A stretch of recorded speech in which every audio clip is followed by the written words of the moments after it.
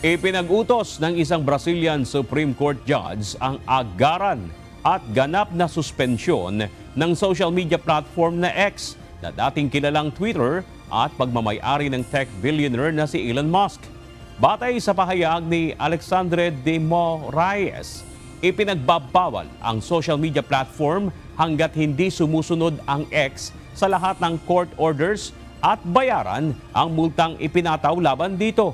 May 5 araw naman ang mga kumpanyang gaya ng Apple at Google upang alisin ang X sa application stores ng mga ito.